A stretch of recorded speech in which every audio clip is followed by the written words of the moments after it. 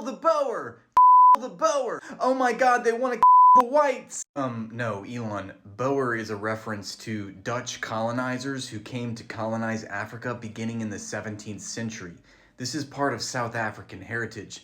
The fact that they've been colonized by Europe. I mean, entire books have been written about what European colonizers did to Africa for 4 centuries. Not least of which was the transatlantic trade. No, they wanted we should arrest them all! This is akin to someone saying and you being like, no, they're saying Germans. Oh my god, another woke moralist. Come to think of it, you yourself are part Dutch, and your family moved to South Africa because of the wonderful opportunities that the apartheid state could offer white people. What you're doing is a crime. I am the victim. Elon, you are the richest human in history, and that is largely due to the fact that your starting point in life was as a white male from a rich, affluent family living in apartheid South Africa, where you had the white minority stealing the land of the black indigenous majority and subjugating them as second-rate citizens. This injustice will not stand. Hi, I'd like to correct some of the comments that are saying that Boer just means farmer. Boer does not just mean farmer. It'd be akin to saying that Zionists are just Jews. That is a direct obfuscation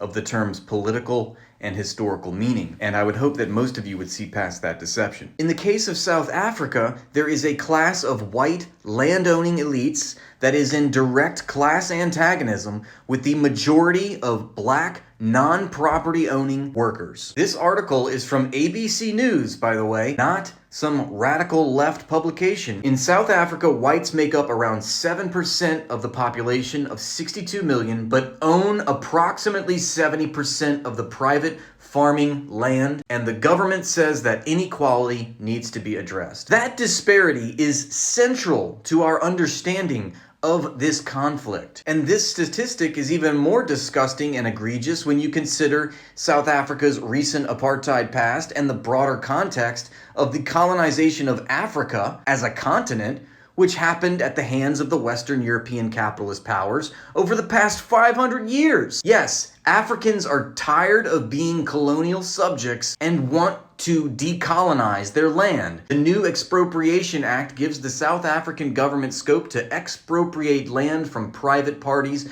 but only if it's in the public interest and under certain conditions. Of course, Trump says that the South African government is doing terrible things.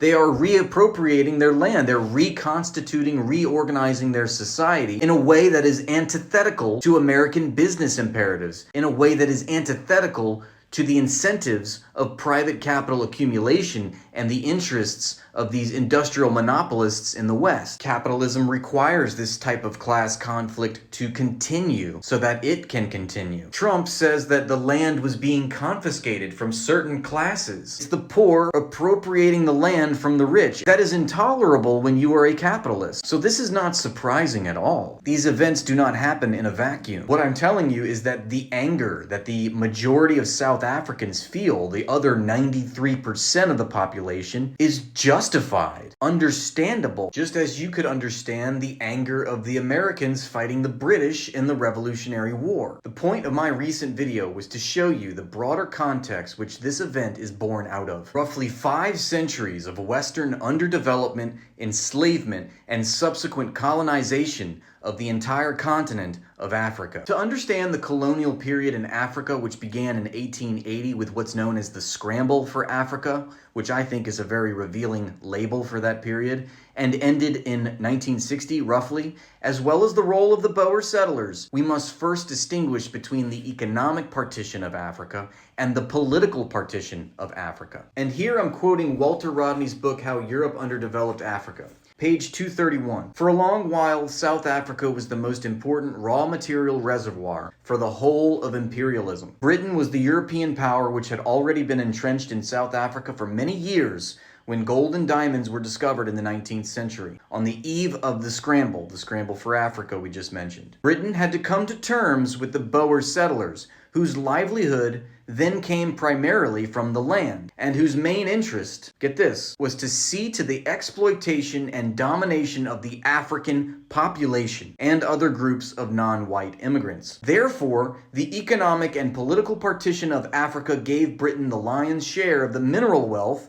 while the Boers retained the political power necessary to institutionalize white racism. As capitalists of other nationalities entered into relations with South Africa through investment and trade, those capitalists agreed to strengthen, and did, the racist, fascist social relations of South Africa. So what he's saying is that the Boer settlers were responsible for institutionalizing white racism politically, which enabled the British Empire to further colonize South Africa and consolidate its power in the country. The reason that the majority of South Africans' anger and resentment has reached a fever pitch has everything to do with the fact that their land has been stolen from them, and every means to peacefully institute land reform has been denied. Once again, this is an example of the class struggle playing out in South Africa. It is a theme that plays out to different varying degrees and under different social conditions throughout the world. Slave owners were a minority class, and I hate them. Slavery just so happened to be a racist institution,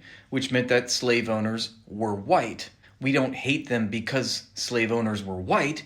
We hate slave owners because they're slave owners. In fact, the only minority that we should blame is the 1%. I would like to reiterate that we as critical thinkers are either for or against a certain class of people for material reasons and not cultural ones. That is because, materially speaking, we are living in a society that is class-based. We do not fight the culture war, we fight the class war. Always. Zionists are also a minority class in Palestine.